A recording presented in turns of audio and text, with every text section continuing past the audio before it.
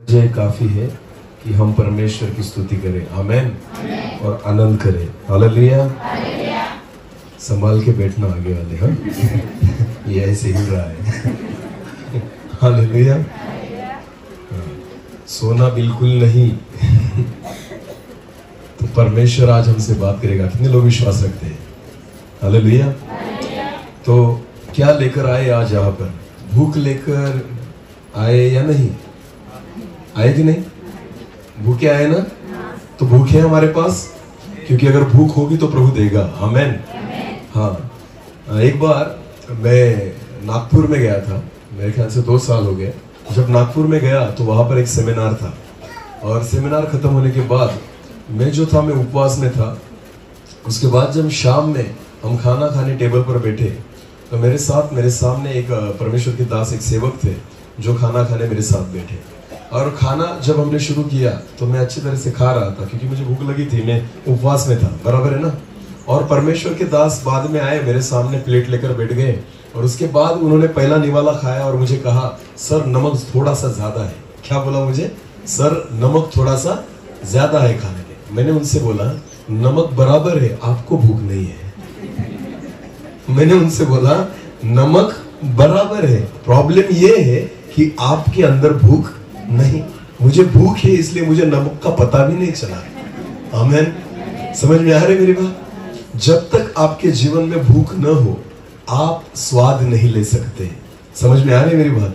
जो कुछ आप खाते हो उसे अच्छी तरह से चख नहीं सकते। अगर आपके जीवन में एक भूख होना बहुत जरूरी है। परमेश्वर का वचन आप तब सुनोगे, तब उसको ग्रहण करोगे जब आपके भीतर एक भूख होगी, आत्मिक भूख। आमेन।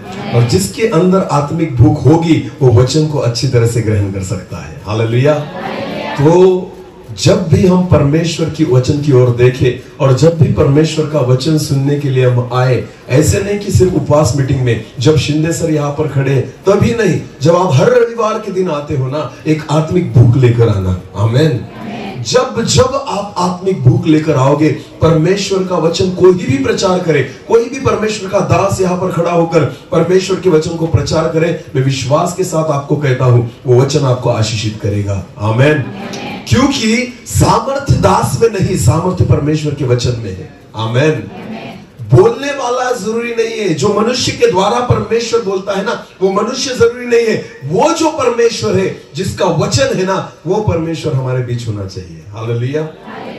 और जब एक आत्मिक भूख को लेकर हम परमेश्वर की उपस्थिति में आते हैं तो विश्वास रखिए कि परमेश्वर हम सभी को बहुत आशीष करता है। आमेन। वो हर एक व्यक्ति से बात करता है। मैंने पिछले दिनों में भी एक बात कही थी, परमेश्वर कभी भीड़ से बात नहीं करता। किससे बात नहीं करता? भीड़ से।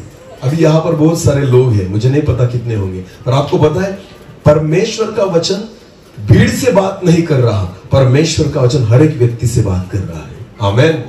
परमेश्वर कभी भीड़ की ओर नहीं देखता, परमेश्वर हर वक्त हर एक व्यक्ति की ओर देखता है। आमेन।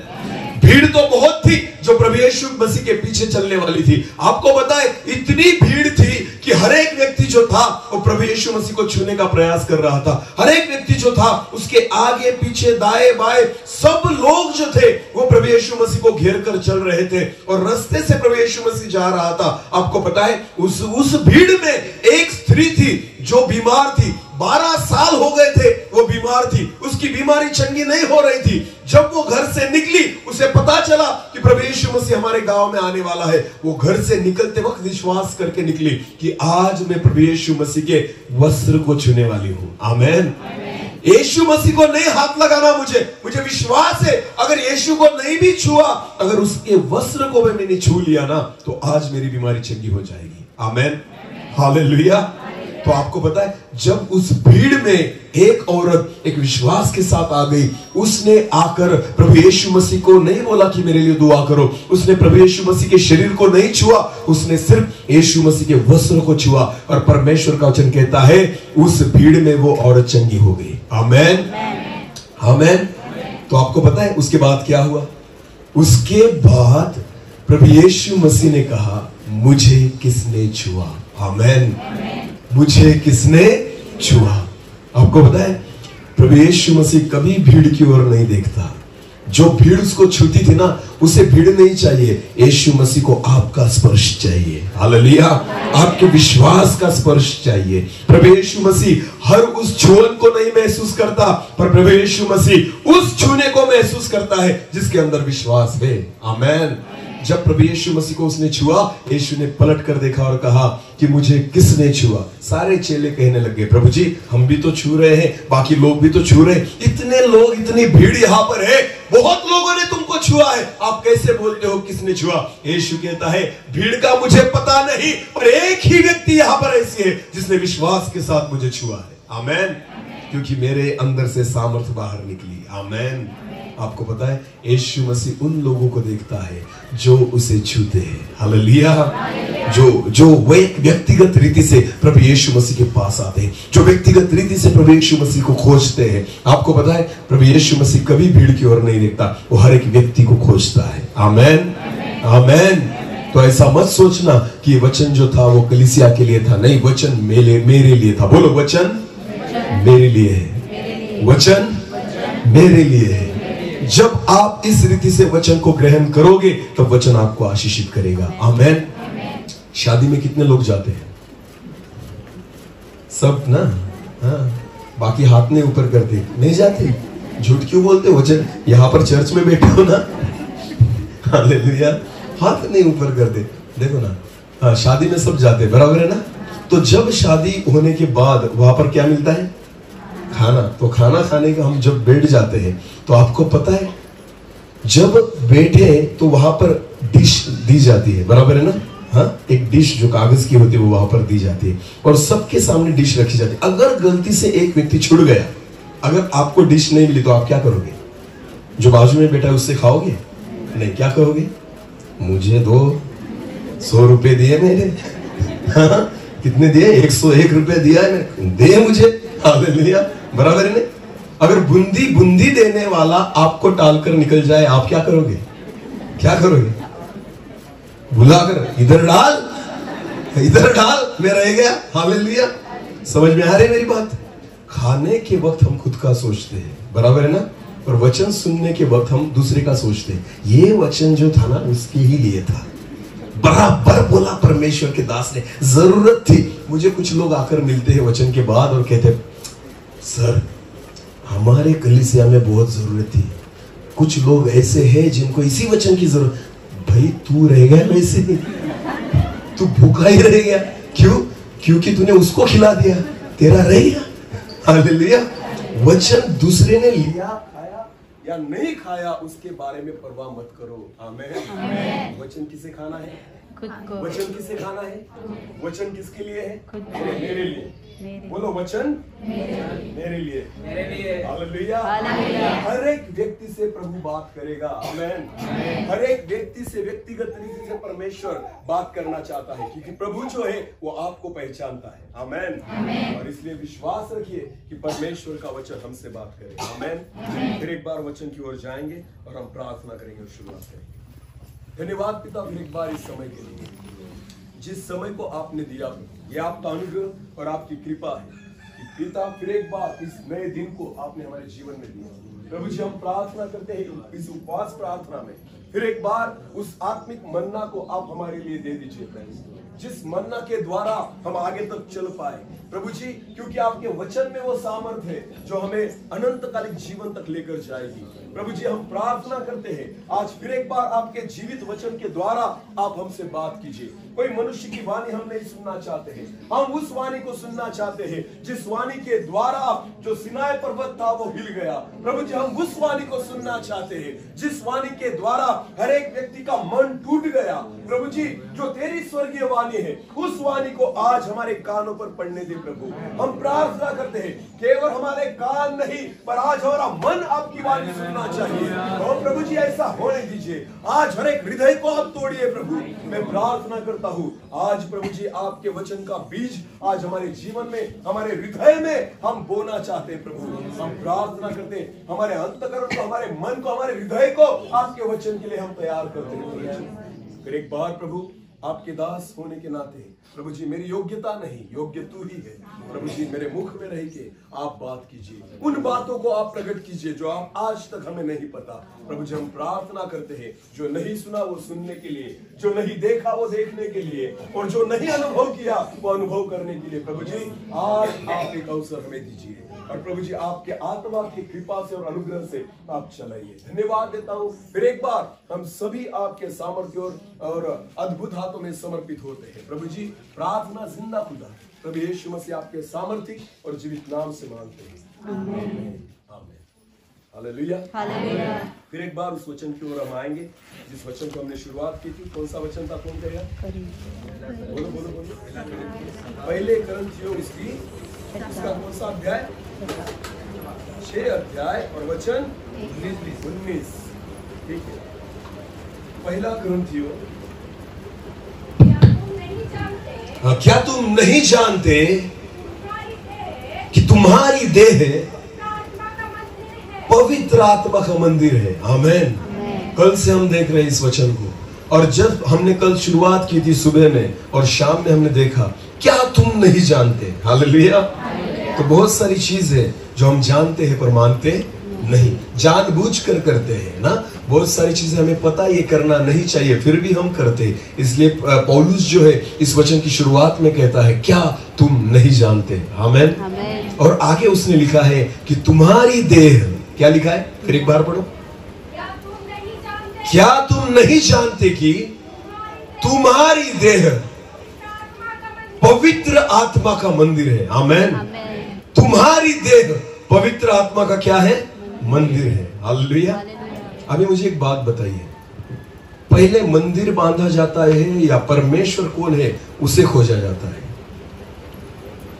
पहले परमेश्वर है या मंदिर है? कौन कहेगा? पहले परमेश्वर या मंदिर? अगर परमेश्वर नहीं रहा तो मंदिर बन सकता है? नहीं। तो पहले कौन है? परमेश्वर। उसके बाद किसकी तैयारी की जाती है? मंदिर की। आमीन। आपको पता है एक वचन को हम पढ़ेंगे, चलो उत्पत्ति की पुस्तक उसका पहला अध्याय, उत्पत्ति की पुस्तक उसका पहला अध्याय और वचन 1 और 2 हम पढ़ेंगे। आदि में परमेश्वर ने आकाश और पृथ्वी की सृष्टि की। पृथ्वी बेडोल और सुनसान पड़ी थी और गहरे जल के ऊपर अंधियारा था, जहां परमेश्वर का आत्मा जल के ऊपर मंडरा रहा था। हालेलुया। आपको पता है परमेश्वर की उपस्थिति तब से है जब से कुछ नहीं था। आमीन। हाँ, क्योंकि आदि वही है और अंत भी वही है, अल्फा वही है और ओमेगा भी वही है। आमीन। परमेश्वर जो कल था वो आज भी है और हमेशा रहेगा। आमीन। सब चीजें बदलती है पर परमेश्वर कभी न बदलने वाला परमेश्वर है। आमीन। उसके द्वारा ही सब कुछ सिरजा गया। हालेलुया। तो बाइबल में ऐसा लिखा है कि प्रारंभ में, शुरुआत में परमेश्वर का जो आत्मा था वो जलनिधि पर मंडरा रहा था। क्या कर रहा था? मंडरा रहा था। मंडराना किसे कहते हैं आपको पता है? मंडराना क्या होता है? कौन कहेगा? हाँ, जिसके लिए खुद का स्थान नहीं है। जिस व्यक्ति के लिए खुद का स्थान नहीं हो वो क्या करता रहता है? मंडराता रहता है। वो स्थिर नहीं रह सकता, वो एक जगह पर नहीं टिक सकता। आपको पता है परमेश्वर के वचन में ऐसा लिखा है कि जब सृष्टि की रचना नहीं हुई थी तब परमेश्वर का आत्मा क्या कर रहा था? मंडरा रहा था। हालेलुया। तो परमेश्वर जो है ना वो पहले से है, स्वर्ग जो है वो भी पहले से। ये सारी बातें आपको पता है जब सृष्टि की रचना हुई उसके पहले ही शैतान गिर गया था। आपको पता है ना, शैतान बाद में नहीं गिरा, शैतान पहले ही गिरा है। क्योंकि आपको पता है जब एदेन वाटिका में आदम और हव्वा थे तब हव्वा को किसने फंसाया? शैतान ने। तो आपको पता है आदम और हव्वा के पहले भी कौन है? शैतान है, लूसीफर है। लूसीफर को उसके पहले से गिराया गया है। आमीन। तो आपको पता है सब बातें हैं। परमेश्वर के यहाँ स्वर्ग भी है पर उसके बाद भी परमेश्वर का आत्मा किस पर मंडरा रहा है? जलनिधि पर। आमीन। उस जल पर परमेश्वर का आत्मा मंडरा रहा है। परमेश्वर को ऐसी जगह नहीं मिल पाती कि जहां पर मैं रह सकूं। आमीन। तो आपको पता है परमेश्वर जो है ना वो ऐसी जगह की खोज में था या ऐसा कुछ बनाना चाहता था जहां पर वो रह सके। आमेन। क्योंकि परमेश्वर का आत्मा मंडरा रहा था। क्या कर रहा था? मंडरा रहा था। आमेन। तब जाकर परमेश्वर ने शुरुआत की। अगर आप आगे पढ़ेंगे वचन को तो हमें देखने मिलेगा। हम पढ़ेंगे, चलो आगे पढ़ेंगे।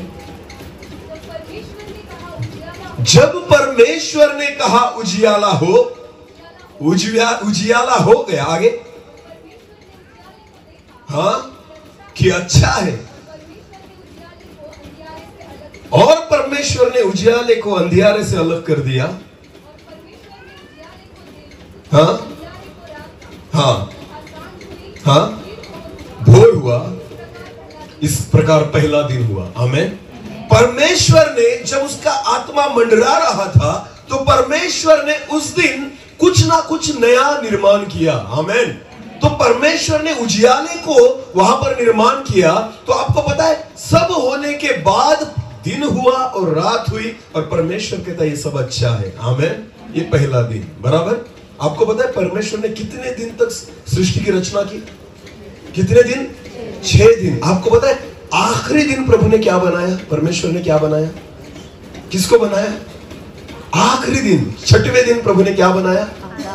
बोलो, किसको बनाया? मनुष्य को। आपको पता है परमेश्वर ने पहले दिन कुछ अलग बनाया, दूसरे दिन अलग बनाया, तीसरे दिन अलग बनाया, पर जब 6वां दिन आया, जब उसने मनुष्य को बनाया, उसके बाद परमेश्वर ने कुछ नहीं बनाया। हालेलुया। समझ में आ रही है मेरी बात? जब परमेश्वर ने मनुष्य को बनाया ना, तब प्रभु को पता चल गया बस यही मैं बनाना चाहता था। हालेलुया। अब इसके बाद मुझे कुछ बनाने की जरूरत, कुछ बनाने की इच्छा, सबसे अच्छी बात मैं बना चुका हूं। आमेन। अब मुझे रहने का ठिकाना मिल गया। अब मुझे कहां पर रहने का एक ठिकाना मिल गया जो मेरी हक की जगह है। आमेन। जहां पर मैं निवास कर सकता हूं, जहां पे मैं उनके साथ संगति कर सकता हूं, जिससे मैं बात कर सकता हूं, जिससे मैं सारी बातें शेयर कर सकता हूं। आपको पता है परमेश्वर ने बहुत सारे प्राणियों की सृजन किया, प्रभु ने बहुत सारे पक्षियों को बनाया, फिर भी उनके साथ परमेश्वर सहभागिता नहीं कर सकता था, उनके साथ बात नहीं कर सकता था, उनके साथ वक्त नहीं बिता सकता था। पर 6वें दिन परमेश्वर ने जब मनुष्य को निर्माण किया, आमेन, तब परमेश्वर ने 7वें दिन कुछ नहीं किया। 7वें दिन क्या किया? प्रभु ने विश्राम लिया। क्या लिया? विश्राम। बस अभी मुझे कुछ बनाने की इच्छा नहीं, सब पूरा हो गया। आमेन। आप और मैं परमेश्वर की सबसे उत्तम रचना है। हालेलुया। परमेश्वर ने तुम्हें और मुझे इसलिए नहीं बनाया कि हम खुद के लिए जिए। प्रभु ने आपको और हमें इसलिए बनाया कि वो हमारे बीच में रह सके। आमेन। हमारे साथ संगति कर सके, हमारे अंदर वो निवास कर सके। हालेलुया। हमारे भीतर वो रहने पाए, इसलिए परमेश्वर ने हमें बनाया है। हालेलुया। तो आपको पता है इसलिए परमेश्वर का वचन कहता है कि तुम्हारी देह परमेश्वर का मंदिर है। क्या तुम नहीं जानते? आमेन। तुम्हें इसलिए नहीं बनाया गया कि तुम खेती करो, इसलिए नहीं बनाया गया कि तुम पैसे कमाओ, इसलिए नहीं बनाया गया कि तुम कुछ ना कुछ जगत की बातें करो। परमेश्वर ने तुम्हें इसलिए बनाया कि तुम उसके लिए जियो। हालेलुया। उसके साथ रहो, उससे संगति करो, उससे बातचीत करो और वो आप में रहे और आप उसमें रहे। हालेलुया। एक मंदिर करके परमेश्वर ने मनुष्य की रचना की है। हालेलुया। हाँ, वचन में लिखा है। एक वचन को हम पढ़ेंगे, चलो। उत्पत्ति की पुस्तक उसका 2 अध्याय 7 वचन पढ़ेंगे। उत्पत्ति 2 और 7। तब यहोवा परमेश्वर ने आदम को भूमि की मिट्टी से रचा और उसके नथनों में जीवन का श्वास फूंक दिया। आदम जो था वो एक जीवित प्राणी बन गया। आमेन। एक देहधारी प्राणी नहीं लिखा है, परमेश्वर के वचन में लिखा है जीवधारी। अगर मराठी में देखा जाए तो जीवधारी प्राणी है। क्या है? जीवधारी, एक जीवित प्राणी। और देखो यहां पर ऐसा नहीं लिखा कि आदम देहधारी प्राणी बन गया, बिल्कुल नहीं, जीवित प्राणी। आमेन। परमेश्वर जो है ना वो जीवित वस्तु में निवास करता है। आमेन। वो मरे हुए चीजों में नहीं रहता। हालेलुया। हाँ, जिसमें जीवन नहीं है ना, परमेश्वर उसमें वास नहीं करता, वो खुद जीवन है। हालेलुया। तो जहां परमेश्वर रहता है ना, वो जीवित जगह होनी चाहिए। आमेन। हालेलुया। इसलिए तो परमेश्वर ने कहा कभी अपने लिए कोई मूर्ति न बनाना, बराबर है, किसी मूर्ति को ना बनाना। क्यों? क्योंकि मैं उसमें नहीं रह सकता, किसी फोटो में मैं नहीं रह सकता। समझ में आ रही मेरी बात? क्योंकि परमेश्वर खुद जीवित है, वो जीवित लोगों में ही रह सकता है। आमेन। जो जीवित है उसमें परमेश्वर की उपस्थिति है। आपको पता है, जब परमेश्वर ने उसके नथनों में श्वास को फूंका, उसकी आत्मा जो थी उसमें से कुछ लेकर परमेश्वर ने आदम में डाल दिया। हालेलुया। अब आदम जो था वो जीवित प्राणी बन गया। की वाटिका में आदम जो था ना, वो परमेश्वर का मंदिर बन गया। हालेलुया। तो परमेश्वर का आत्मा जो था वो आदम में वास करने लग गया, बराबर है। तो आदम कभी बीमार पड़ता था? नहीं। आपको पता है परमेश्वर ने जो कुछ निर्माण किया वो किसके लिए किया? समझो, फल के पेड़ परमेश्वर ने लगाए, किसके लिए लगाए? प्रभु तो खाता नहीं था, कौन खाता था?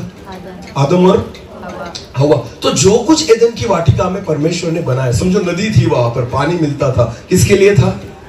बोलो, आदम के लिए। किसके लिए? आदम के लिए। फल था, किसके लिए? सब पशु और पक्षी थे, किसके लिए? सब चीजें जो थी वो किसके लिए? क्योंकि परमेश्वर तो इनमें से कुछ लेने वाला नहीं था। ये सारी चीजें कौन भोगने वाले थे? आदम और हवा। हालेलुया। तो आपको पता है परमेश्वर ने आदम और हवा को लगने वाली सारी चीजें जो थी वो एदन की वाटिका में रखी थी। तो मुझे एक बात बताइए, क्या आदम और हवा के लिए परमेश्वर ने हॉस्पिटल बनाया? नहीं बनाया, क्योंकि प्रभु को पता था कुछ नहीं होगा, क्योंकि ये शरीर में नहीं मंदिर में है। हालेलुया। इनका शरीर नहीं, इनका क्या है? मंदिर है। हालेलुया। आदम और हवा जो थे वो बिना वस्त्र के थे, फिर भी धूप नहीं लगती। आदम और हवा बिना वस्त्र के थे, ठंडी नहीं लगती थी। हालेलुया। उनका जो देह था एक्चुअली देह नहीं था। आमेन। वो पूरी रीति से आत्मा से चलाए चलते थे। आमेन। हाँ, वो परमेश्वर, उनको परमेश्वर का मंदिर था। तो परमेश्वर के मंदिर को संभालना ये परमेश्वर की जिम्मेदारी है। आमेन। क्योंकि परमेश्वर अगर उनमें वास कर रहा है तो उनको ठंडी क्यों लगेगी? उनको गर्मी क्यों लगेगी? उनको तकलीफ क्यों होगी? वो बीमार क्यों पड़ेंगे? क्योंकि वो खुद परमेश्वर का मंदिर है। आमेन। बहुत बार मैंने सुना है कुछ चर्चेस जो होते हैं, कुछ चर्च जो होते हैं, वहां पर बहुत परमेश्वर की अद्भुत उपस्थिति होती है। अगर बीमार लोग वहां पर आ जाए तो ऐसा कहा जाता है कि अंदर पैर रखते ही उनकी बीमारी निकल जाती है, क्योंकि परमेश्वर की उस उपस्थिति जो है उस कलीसिया में, उस चर्च में है। बराबर है ना? है कि नहीं? तो आपको पता है, अगर खुद परमेश्वर एक मंदिर में वास करे तो क्या उसमें बीमारी आएगी? उसमें बीमारी आएगी, समस्याएं आएगी। तो आदम और हवा जो थे ना, वो खुद परमेश्वर का मंदिर बने बैठे थे, तो कुछ भी तकलीफ उनके जीवन में नहीं थी। आमेन। हालेलुया। इसलिए परमेश्वर ने उनको आयु मर्यादा भी नहीं दी थी कि आप मरोगे ऐसा। जब तक उनके जीवन में पाप नहीं था, आदम जो था ना वो 33 साल का था। कितने साल का था? हाँ, उसकी एज उतनी ही रही, वो बढ़ नहीं रहा था। हालेलुया।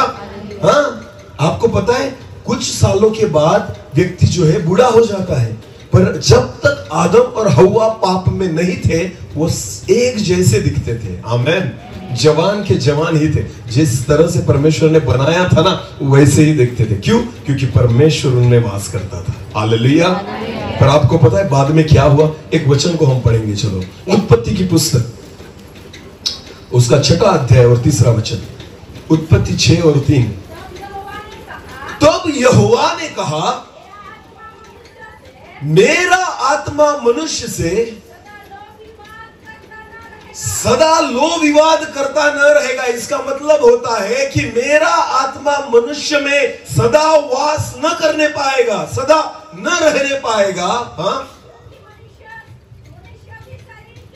क्योंकि मनुष्य भी शरीर ही है। आमेन।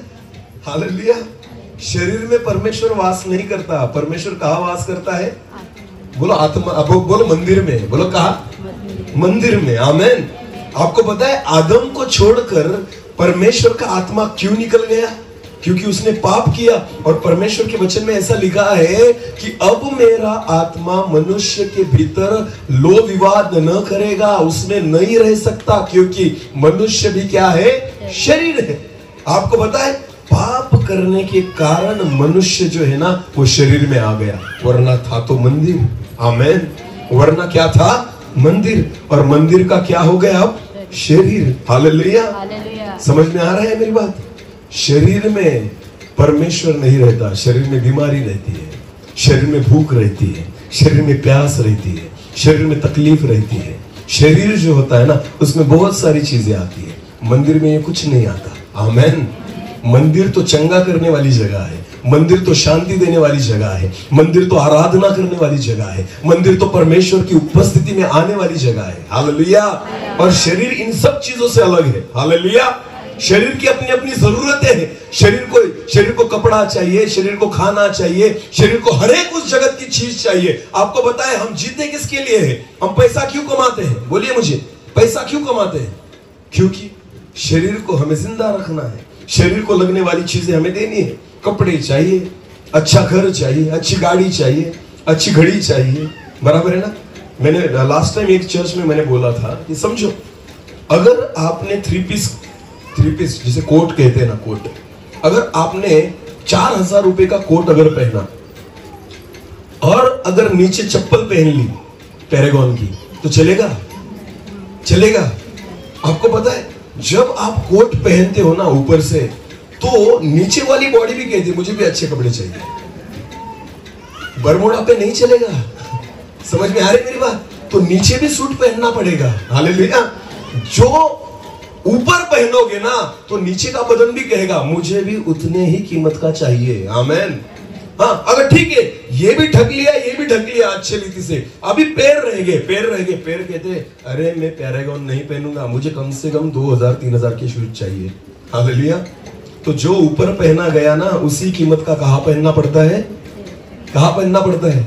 नीचे। हालेलुया। तो ये शरीर की जरूरत है। आमेन। हाँ, शरीर तो मांगते रहता है, शरीर को चाहिए। अरे सिर अलग मांगेगा, ये पूरा देह अलग मांगेगा, हाथ अलग मांगेंगे। आपको पता है, पैर कहता है मुझे अच्छे जूते चाहिए, तो हाथ कहता है मुझे अच्छी घड़ी चाहिए। हाँ, 200 की नहीं चलेगी ना। इतना महंगा सूट अगर पहन लिया, तो कम से कम 2000 की घड़ी तो चाहिए। हालेलुया। समझ में आ रहे? ये शरीर की जरूरत है। आमेन। हाँ, ये शरीर की जरूरत है, मंदिर की ऐसी जरूरतें नहीं होती। आमेन। मंदिर का वैभव तो परमेश्वर पर निर्भर है। आमेन। मंदिर जो है वो तब परमेश्वर, मंदिर जो है उसका वैभव जो है, अगर परमेश्वर की आत्मा निकल जाए तो मंदिर का कोई अर्थ बाकी नहीं रहता। हालेलुया। मंदिर कितना सुंदर बनाया गया, इससे मंदिर का वैभव नहीं रहता। उसमें कौन वास करता है, उससे उसका वैभव है। आमेन। आपको पता है, इज़राइल देश में जो सुलेमान ने बनाया हुआ मंदिर था, वो सोने से बनाया हुआ था। हालेलुया। एक बार प्रभु यीशु मसीह और उसके चेले रास्ते से जा रहे थे, और यरूशलेम की ओर जाते हुए जब उनकी नजर गई वहां पर उस मंदिर पर, तब प्रभु यीशु मसीह के चेलों ने कहा कि देखिए प्रभु, कितना अद्भुत मंदिर सुलेमान ने बनाया। बराबर है ना। तो प्रभु यीशु मसीह ने क्या कहा आपको पता है? कुछ ही दिनों में, आने वाले दिनों में ऐसा होगा कि एक भी पत्थर वहां पर नहीं रहेगा, हर एक पत्थर गिराया जाएगा। ये प्रभु यीशु मसीह ने भविष्यवाणी कर दी।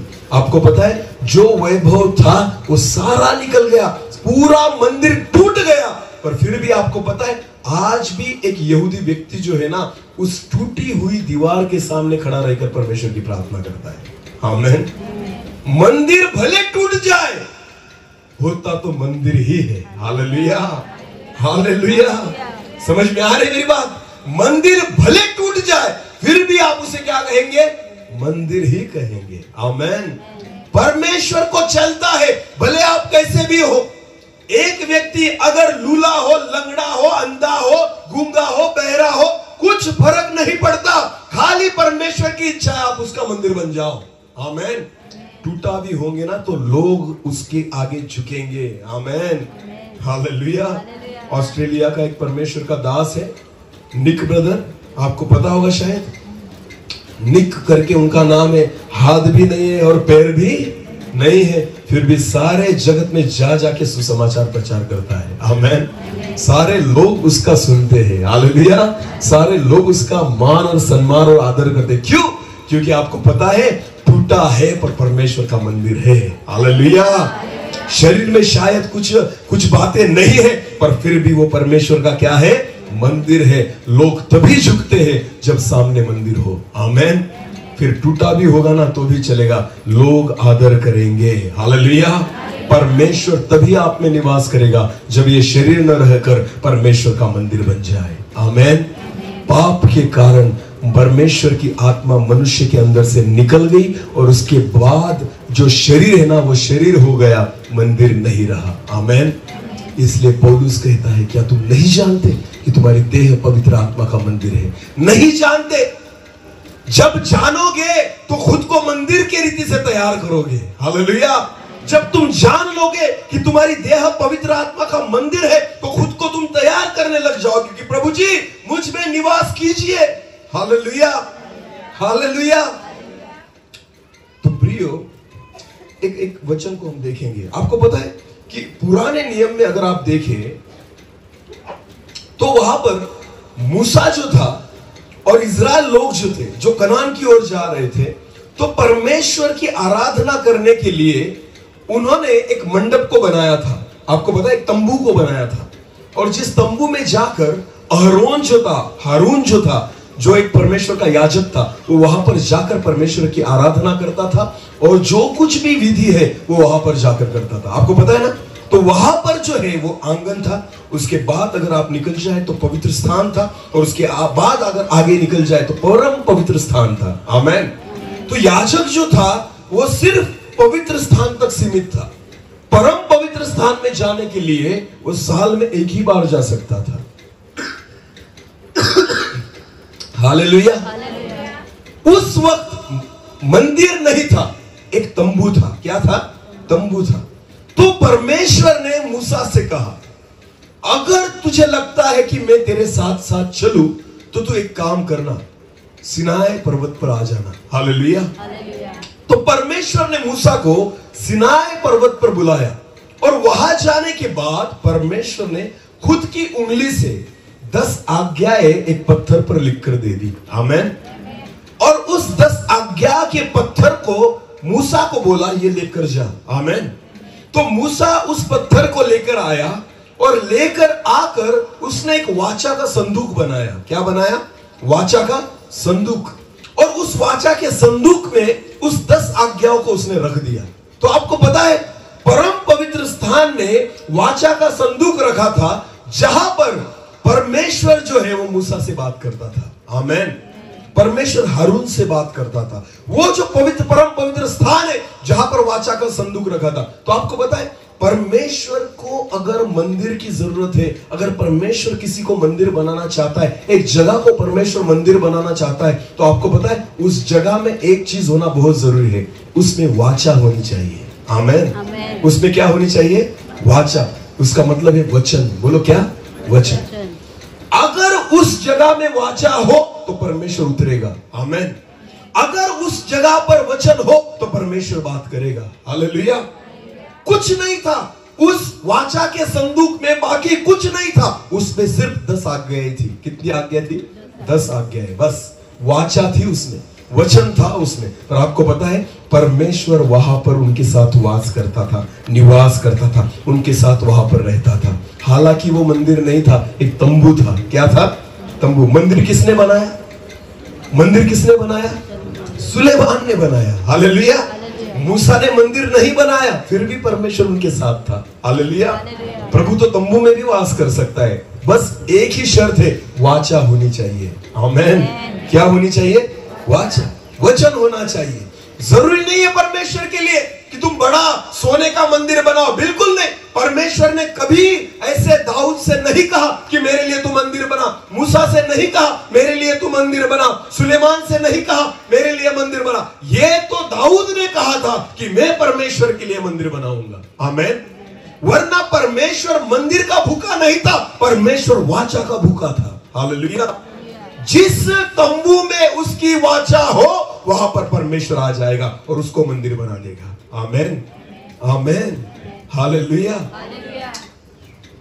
एक बात सुनो, मैंने कितना बड़ा चर्च बनाया, कितने पैसे खर्च किए, या कितनी अच्छी वस्तुएं मैंने चर्च में डाली, उससे वो चर्च नहीं बनता। जब तक परमेश्वर उसमें न उतर आए वो मंदिर नहीं बन सकता। हालेलुया।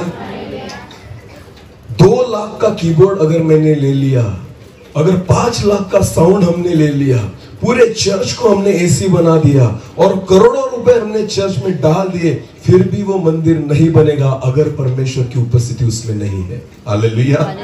परमेश्वर एक मंदिर में, एक चर्च में तब रहता है जब उसका वचन उस चर्च में हो। आमेन।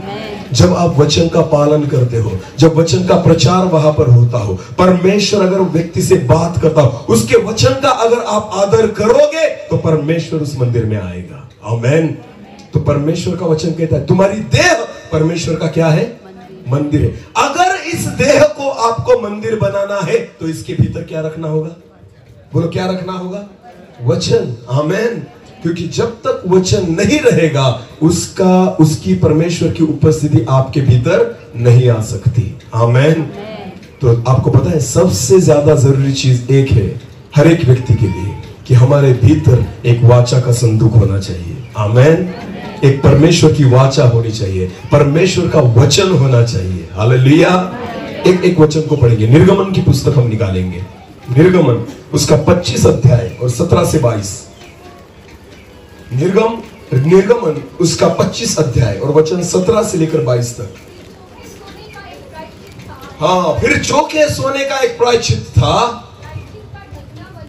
हाँ हाँ हाँ हाँ हाँ हाँ हाँ हाँ हाँ हाँ हाँ हाँ हाँ हाँ हाँ हाँ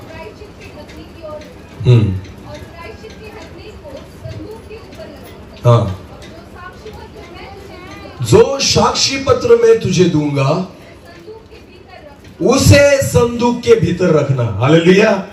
बाहरी चीजें तूने बना ली सब, मैंने बोल दिया कैसे बनाना है, पर आपको पता है तब बात बनेगी जब उसके बीच में, उसके अंदर तू साक्षी पत्र रखेगा। हालेलुया। उस वाचा को उसके भीतर जब रखेगा ना, तब आगे की बात होगी। क्या होगा आगे? फिर जब तू उसके अंदर साक्षी पत्र रखेगा, उस वाचा को रखेगा, तब मैं उसके ऊपर रहकर तुझसे मिला करूंगा। आमेन। परमेश्वर आपसे तब मिलेगा जब आपके जीवन में परमेश्वर का वचन होगा। हालेलुया। जब परमेश्वर उतरेगा, जब आपके भीतर क्या दिखेगा? उसे वचन दिखेगा। आमेन। हाँ, साक्षी पत्र उसमें रखना, उस वाचा को उसमें रखना, फिर उसके ऊपर से मैं तुझसे बात करूंगा। आमेन। आगे लिखा है, और इस्राएलियों के लिए जितनी आज्ञाएं मुझको तुझे देनी होगी, उन सबों के विषय में, प्रायश्चित के ढकने के ऊपर से और उन करूबों के बीच में से जो साक्षी पत्र के संदूक के ऊपर होंगे, तुझसे वार्तालाप करूंगा। आमेन। वचन होना बहुत जरूरी है, वरना परमेश्वर हमसे बात नहीं करता। आमेन। यह है परमेश्वर का मंदिर। हालेलुया। जिसके भीतर वचन रखा है। हालेलुया। और जहां परमेश्वर का वचन रखा है, परमेश्वर उनसे बात करता है। आमेन।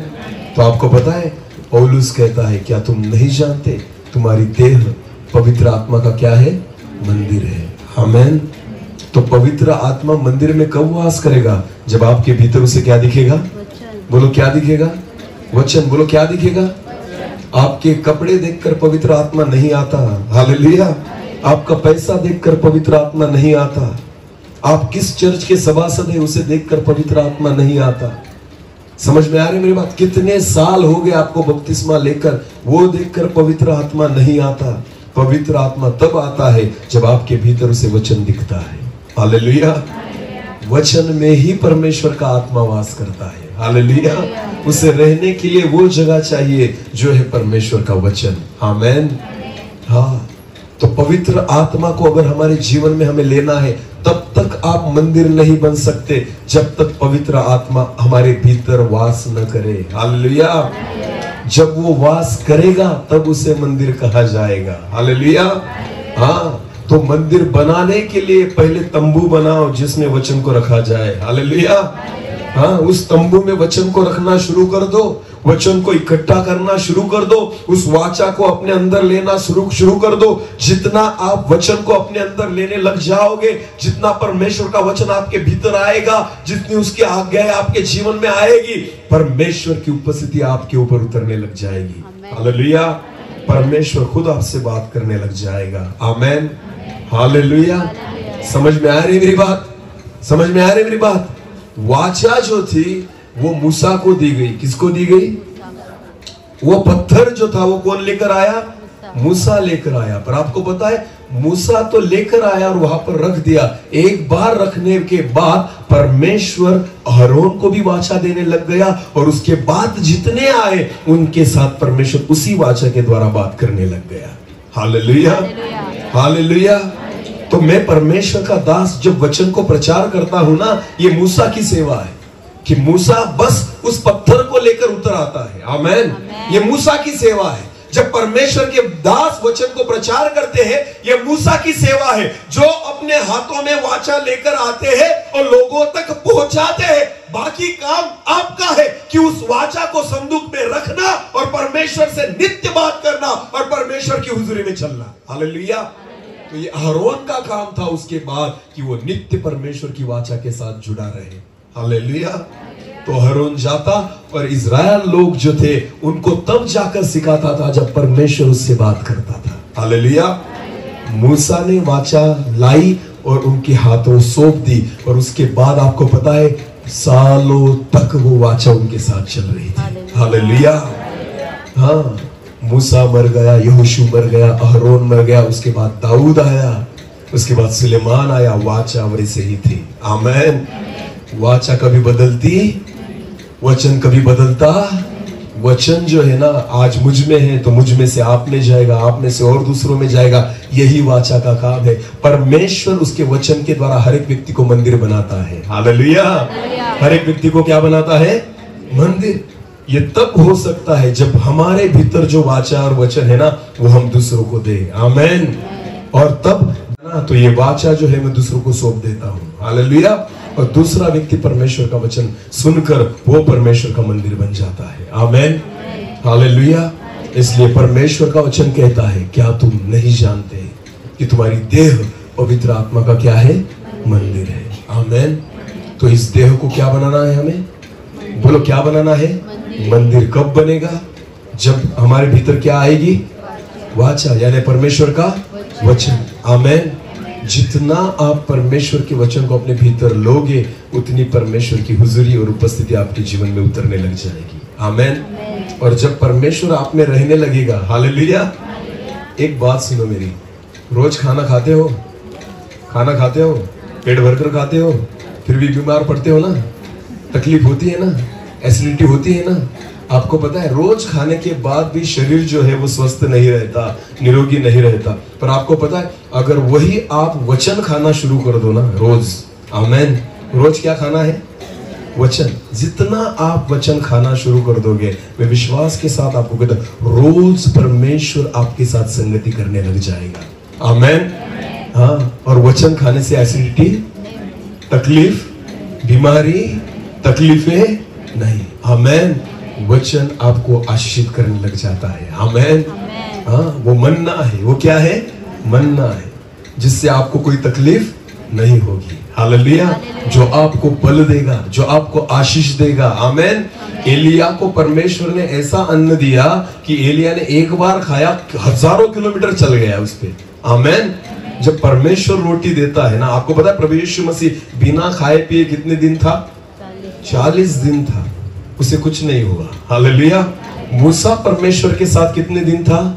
40 दिन था, उसे कुछ नहीं हुआ, क्योंकि परमेश्वर के वचन में लिखा है, मनुष्य केवल रोटी से नहीं पर परमेश्वर के वचन के द्वारा जीवित रहेगा। आमेन। हालेलुया। हमें जिंदा रहने के लिए उस रोटी की जरूरत नहीं, पर जिंदा रहने के लिए परमेश्वर के वचन की जरूरत है। हालेलुया। वचन को हमारे भीतर लो। हालेलुया। तब मंदिर बन जाओगे। आमेन। क्योंकि परमेश्वर हाथों से बनाए हुए मंदिर में नहीं रहता, आपकी देह उसका क्या है? मंदिर। आमीन।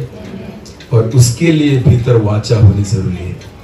हमें ब्रेक लेना है क्योंकि मुझे 11 बजे बोला गया था। आगे है, बाकी देखेंगे बाद में। हाँ, 10 मिनट का जो ब्रेक होगा, उसके बाद फिर एक बार वचन की ओर जाएंगे और आगे देखेंगे परमेश्वर हमसे क्या बात करेगा। एक छोटी सी प्रार्थना करेंगे, हम आंखों को बंद करेंगे। धन्यवाद पिता फिर एक बार इस समय के लिए प्रभु जी। आपके वचन में लिखा है, क्या तुम नहीं जानते कि तुम्हारी देह पवित्र आत्मा का मंदिर है?